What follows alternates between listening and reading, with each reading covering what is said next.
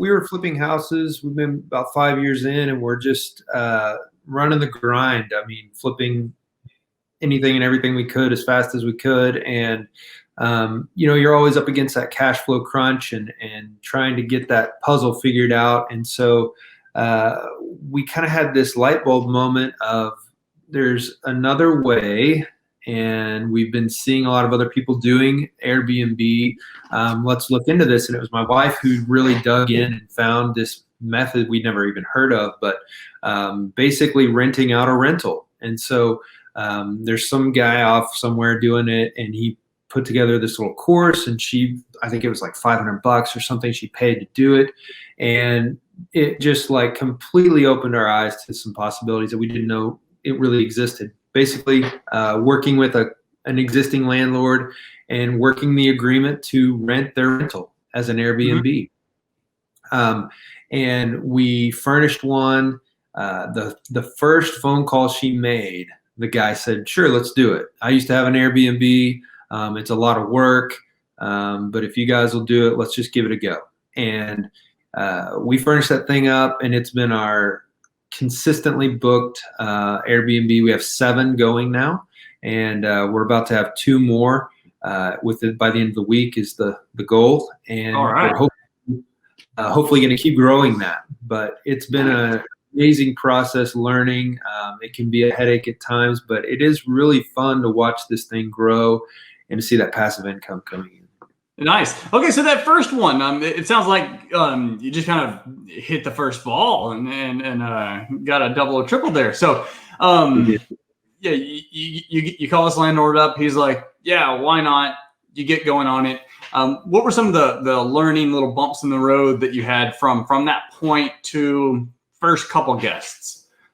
Yeah, I think number one, having a timeline. If you don't put a timeline down, that can drag on. And so, you want it to be just right. You want your pictures to sell the place. The space has to look great against the competition, because with Airbnb or short-term rental, you've got the consistent thing is the photographs. That's what people are looking. So they're looking to see what your space looks like and the amenities you offer. So getting that set up really well and having great photographs was the first key, but also saying by this date, we're going to be up and running. And so we really pushed. We had to say no to some other things to get that done, but we pushed really hard. And then once we got there, it was just a lot of communication with that owner and explaining the process to him. We're not going to bother you with some little detail repairs or things that happen. And then we agreed to that cap with him. So anything under $200, we're going to take care of. We're not even going to tell you. We're just going to fix it, because that's what we want to make sure we handle. Anything bigger than that, we're going to make you aware, and then we can come to an agreement on what we need to do to fix it. So we had a guest within the first month who left a boiling pot on the stove, and it melted the control panel on the oven stove. And it was like a $500 fix. We felt horrible that happened. And so we said, "Look, we're just going to take care of this. We just want you to know." And he said, "That's amazing. Thank you. I appreciate it." We called him back month 2 and said the dryer is not drying and the guests are having a hard time drying their clothes. Can you take a look? And he said, "Yeah, I'll take a look. If it's the dryer vent that needs to be cleaned out, I'll get up on the roof and take care of that. If not, I'll just buy you a new dryer." Come to find out, the dryer was bad, and he bought a new dryer. It was there the next day.